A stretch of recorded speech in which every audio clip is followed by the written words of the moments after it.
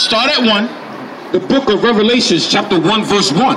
The revelation of Jesus Christ, which God gave unto him to show his servants things which shortly must come to pass. So, little man, the word revelation, right?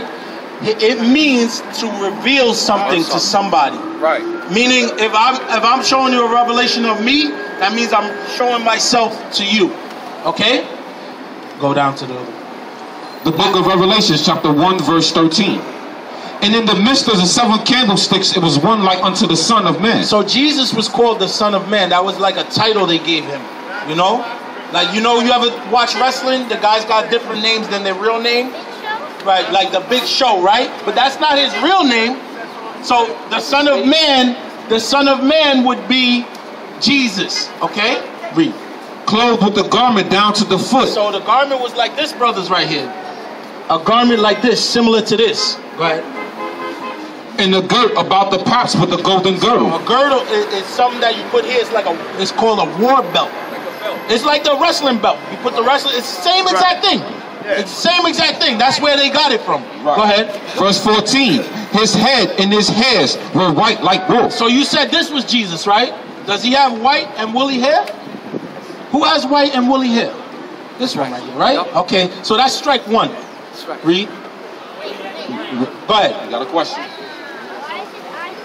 We're gonna read that now. Go ahead. Watch. It's gonna explain itself. White as snow, and his eyes were as a flame of fire. His eyes were as the flame of fire. You want to know why? Because he has righteous anger. You understand? He's very angry. Why? Because these people right here are his people, and we're going through a lot of trouble on earth. A lot of us are poor. A lot of us are, don't have food or houses and things of that nature. You understand? We're hooked on drugs. You see a lot of people in a bad way. So these are his people. So he has a righteous anger. Read. Verse 15. And his feet like unto fine brass. Now let me ask you, young man. Your feet are the same color as your face? Huh? Right. Yours too, right? Same color as your face? Your feet, your skin on your feet. Right? Same color as your face. Right? When you take your shoes off, your feet are the same color, right? Okay. Do you know what brass is? Okay. Anybody got a penny on them? Okay. You know what copper is, right? Yeah. Oh, now I got a quarter. All right. We need a penny. A penny. We just need a penny. We want to show him. Right. Okay, you see this? He said his feet was like fine brass. Does this represent your color better than that represents your color? Is this closer to what you look like than what this guy looks like? It is. It really is. Look at it. Let me put it against you. Look, it's close. I'm not saying it's exactly the same, but it's close. If it was a brand new penny, it would be even closer. All right? So this is more like you than that's like you. You understand? Read. And his feet like unto fine brass, as if they burned in the furnace. What happens to things that get burned in the furnace? They turn real dark, right? Black. So this is the description of what Christ looked like in the scriptures. Okay? So this looks more like what he would look like if he was here today than this. This is nothing like him. Why did they do that?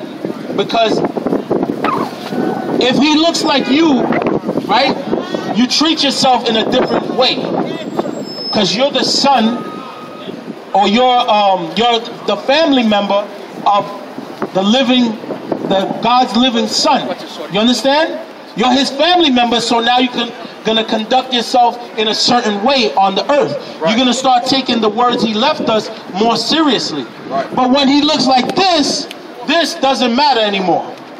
You're not gonna worry about this no more, because you don't look like him. You believe that God is this and not this.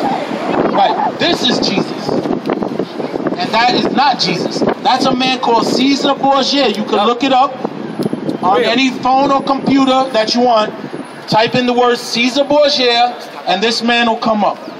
Bad. Okay? So now you have to start understanding you're this And God made us greater than any other people on the face of the planet. You understand? You are a child of the greatest man that ever lived on the earth. You're one of his family members. You understand? Right. That's who you are. So now when you call your brother or you call one of your friends, you call him king. You call him king. That's right. You no longer call him nigger anymore. Right. You call them king. Right. Because you are king. Right. We're in a bad state right now, but you are a king. Right. I understand that. That's good. But when you grow up, I want you to keep it in mind. When you hear all your friends saying those bad words, you stop them from doing that. Say, you're not that, you're a king.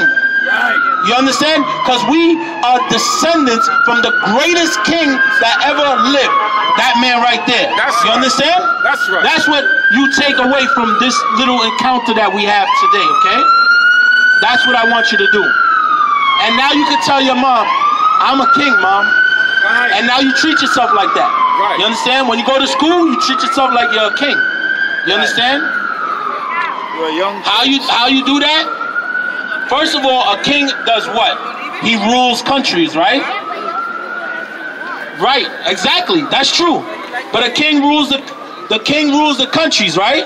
So in order for a king to rule the countries, he has to gain some knowledge, right? Right. He has to have understanding of his people, right? So first of all, you go in here, you learn. You go to school, you learn. And you don't go into the same things that your friends are doing. When they want to be fools in class, you don't be a fool. You learn. You understand? But this is the first and principal thing that you should learn from. Go ahead. You want to say something? Go ahead. This is the Also, when you go home, help your mom with the chores. Be the king in your house. Learn to keep yourself clean, man. Right. Cleanliness is next to godliness. Right. As a young king, you learn to carry yourself with authority, man. Sit up straight, don't slouch, don't watch too much TV, because the TV will take your mind away from what's good. Right. You understand? It's a brainwashing tool. It's a tell-a-lie vision, because the greatest lies are on TV when you watch the commercials. So stick to your books, learn to read, help mom around the house, and carry yourself like a little king. Go ahead. Yes. Yes. Yes. Why? Is that your sister's name? Okay. What is your name? William? Okay. Good to meet you, William. I'm Captain Tahan. This is Officer Zachariah. That's Deacon Aishiar. All right. That's Chief Priest Daniel Allah. That's Priest Zabat. That's Captain. You got me. That's Priest Elder Zahab. Yeah, Priest Zahab. I'm sorry. Salat, brother. Priest Zahab is good. That's it. That's right. That's Captain Bunya Wasap, and that's Officer Yaikwab. Now you met us, and this is Elder. This is Elder Karab, which means sword in Hebrew. All right. That means sword, and we call the Bible our sword. Right? Because God, it's a double-edged sword. Christ said that the words that come out of his mouth is a double-edged sword. Why? Because it cuts through the inner spirit that you have. You understand? So that's why we call this book our sword. All right? Any more questions? Yeah. Okay, we love it. Let me train up a child. Why is the devil so evil? Because the Most High created him for that purpose. Huh?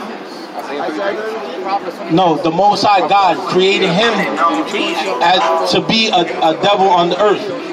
He's actually a training tool for us. It's a training tool for us. You understand? So all the bad stuff that happens is for us to learn that we need the Most High God in our life through his words. You understand? So that's why the devil's so evil. Because he needs to be evil in order for us to see what righteousness truly is. You understand? And we found out that righteousness is our laws, our statutes, and our commandments. Hold that, right? We'll get that, hold it, and give me Deuteronomy 6:25. Let me show you what righteousness is, so that, Mom, you could take this home with you, if you want to read it in the book or whatever. If anybody ever asks you or uses the word righteousness, you understand what righteousness actually is. Go ahead, me. Deuteronomy Yeah, go ahead. 7 and what? 6. 6 and what? 6 and 25. The book of Deuteronomy chapter 6 verse 25. And it shall be our righteousness. So this is God telling his people what our righteousness actually is. Read. If we observe to do all these commandments before the Lord our God, as he hath commanded us. So the first thing, if we want to be a righteous people and kings, we have to know what all these commandments are. We have to know that there's not just 10 commandments. There's 613. And not one of them are hard to accomplish. Not one of them. That's a lie that the church has taught you, that the laws are too hard to accomplish. The laws are not hard to accomplish. Right? We just told you one of the laws. The elder told you one of the laws that you had.